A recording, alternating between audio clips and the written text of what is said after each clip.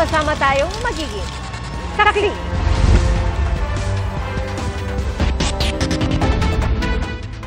Mga kapuso, mula pa lang sa malayo, tanaw na ang mabagal na usad ng trapiko sa parehong lanes ng EDSA sa bandang Cubao, Quezon City, pasado alas 6 ngayong gabi.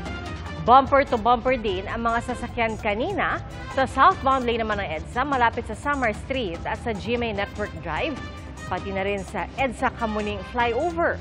At bago mag alas 8 ng gabi sa Maynila, marami ang nahirapang makasakay dahil po sa bagal ng daloy ng trapiko. Ang pagsaklolo sa isang Malaysian national na uwi sa pag-aresto sa halos 6 na pong nagtatrabaho sa umano'y iligal na Pogo Hub sa Davao del Norte. Dayuhan po ang karamihan sa mga nahuli na ayon sa NBI ay dinala umano sa Davao matapos magsara ang pinagtatrabaho ang Pogo sa Metro Manila. Ating saksihan. Di na nakapalag ang mga umano'y Pogo worker matapos arestuhin ng mga ahente ng NBI Region 11 kaninang madaling araw sa barangay Manay, Panabo City, Davao del Norte. 50 ang inaresto, karamihan mga Chinese. 3 ang Malaysian at 1 ang Pilipina. Magbabakasyon po ako doon po sa boyfriend ko po. Anong pagkakaalam mong trabaho ng boyfriend? Pogo po.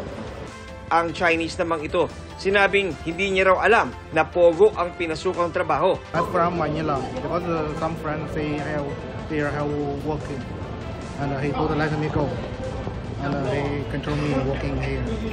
Ayon sa NBI, Pilipino ang may-ari ng property na hindi muna nila pinangalanan. Siguro mga nakaon na computers nasa mga 60 units. 2 kwarto ito, 2 areas or 2 rooms and mayroong mga Chinese doon nag-ooperate. Most of these Chinese nationals, not all, from Manila ito lahat.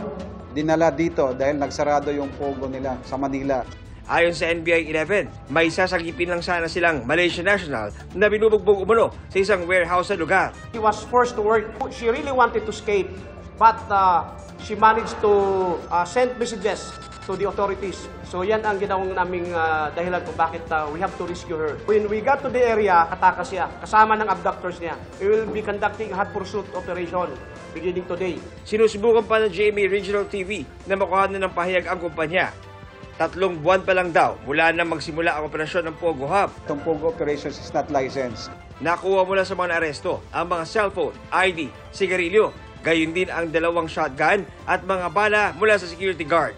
May mga nakuha pang posas at pamalo. Initial information na nakuha, merong mga officials from the government na nagpo-protect dito. So, inimbestigahan namin. Meron din kaming na-trace na may nagpapanggap na 2 NBI agent para mag-accommodate dito kung saan sila saan nila nakuha itong location na na-raid natin. Para sa GMA Integrated News, John Consulta ang inyong saksi. Arestado isang Chinese national na sangkot umano sa pagre-recruit ng mga aktibo at retiradong military personnel ng Pilipinas. Ayon sa DICT, isang illegal alien ang suspect na nag-post umano sa social media ng recruitment poster para sa mga researcher na ang qualifications ay koneksyon sa militar at defense establishment. Depensa niya na pag-utusan lang siyang mag-post pero hindi raw siya sangkot sa paniniktik. Na-inquest ng suspect at iniimbestigahan na kung may mga Pilipino ring sangkot dito.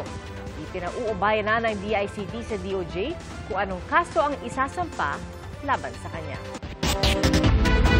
Nakaamba ang taas singil sa kuryente sa pagpasok ng 2025. Kasunod po yan ang pagpayag ng Energy Regulatory Commission o ERC na singilin sa mga consumer ang magit 3 billion pesos na pambayad sa ancillary services ng National Grid Corporation of the Philippines o NGCP noong Pebrero.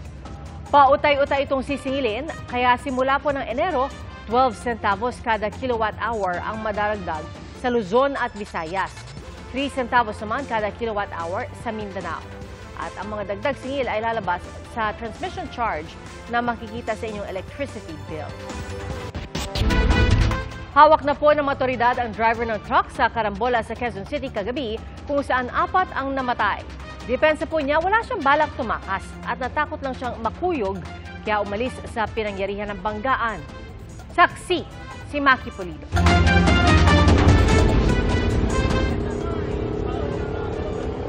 Mag-aalas 7 kagabi nang araruhin ng isang truck ang mga sasakyan at motorsiklong naipit sa traffic sa Katipunan Aurora Flyover northbound sa Quezon City. Sa lakas ng impact, humiwalay na ang likurang bahagi ng L300. Mabilis po, bulusok po talaga eh.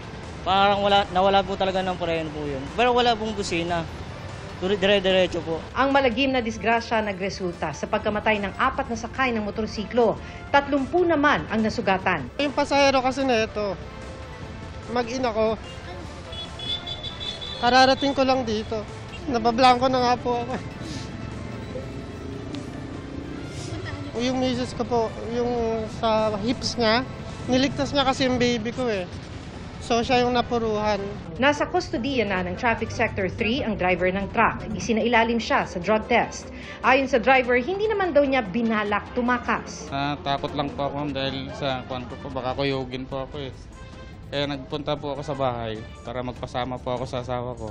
Nung papunta po kami, paalis na po kami dun sa bahay. Sakto naman po na may pulis na po. Palusong na raw siya ng flyover nang maramdamang hindi kumakagat ang brake ng truck. Marami po kasing mga motor po. Kaya gusto ko sana dito sa gilid po kasi andito yung pinakagater po ng flyover para huminto po. Pag gilid ko po ma'am, may natamaan na po. Tama yung L300. Iniimbestigahan na ng mga otoridad ang disgrasya. Kasama sa aalamin ay kung pumalya talaga ang brake ng truck.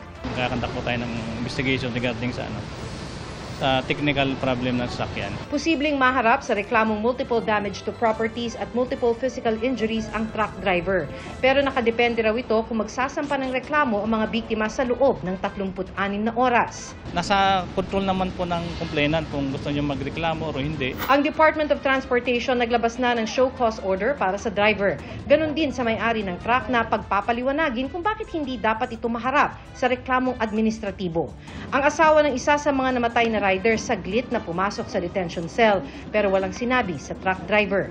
Ang ilang nakaligtas sa disgrasya, matinding trauma naman ang iniinda. Ayoko na magmotor. Ayaw po. Natatakot na po ako.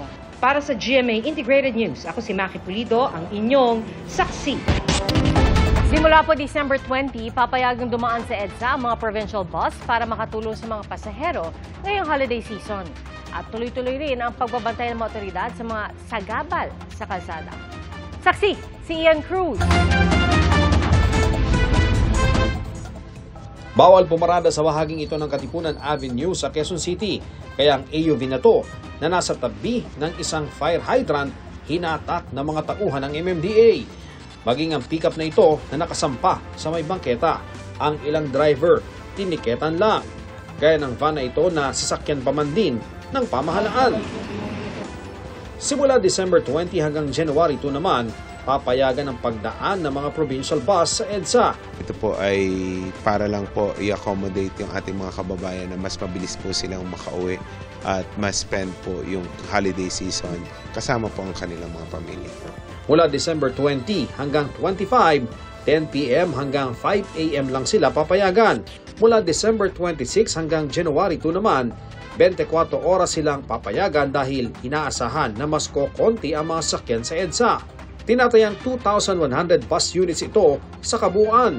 Mas okay po yun, para mas mapadali yung pagbiyahe namin. Mas pabor po sa amin, lalo na po kung gusto po namin makauwi ng maaga. Hindi naman pinayagan ng MMDA ang hirit ng ilang provincial bus na mapaaga ang pagpasok nila sa EDSA. Kung papayagan po natin, nasa 2,100 buses po yan, lalong-lalo na sa peak hours, ay magdudulot po ng mas mabigat na daloy ng traffic. Base sa huling bilang ng MMDA, umaabot na sa 464,000 ang bilang ng mga sakyang dumaraan dito sa EDSA araw-araw na inaasahang aakyat pa sa 480,000. Kaya naman ang average speed na 18 kilometers per hour kung pwede pa raw bumagal hanggang 15 kilometers per hour. Sa regular na EDSA lanes lang sila papayagan, hindi sila pwedeng dumaan sa EDSA bus carousel na para sa mga bus na bumabiyahe mula Monumento Caloocan hanggang EDSA Rotonda sa Pasay.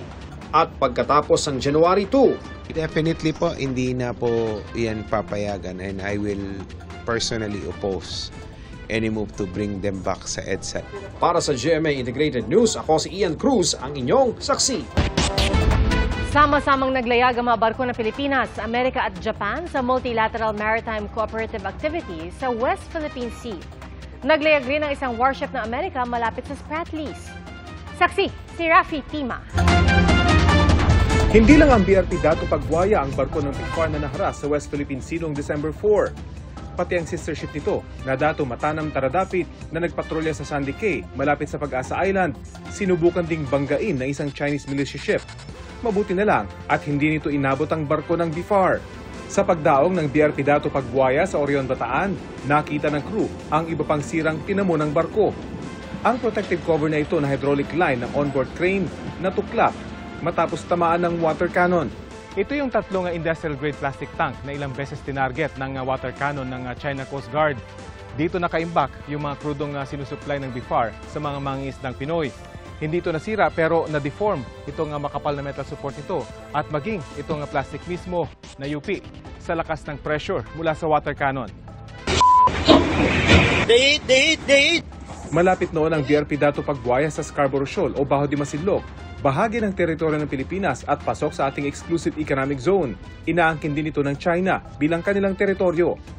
Pero sa Murillo Velarde 1734 map na tinaguriang Mother of all Philippine Maps, panahon pa ng mga Kastila, kinikilala ng nasa jurisdiction ng Pilipinas ang Panakot na tawag noon sa Bajo de Masinloc.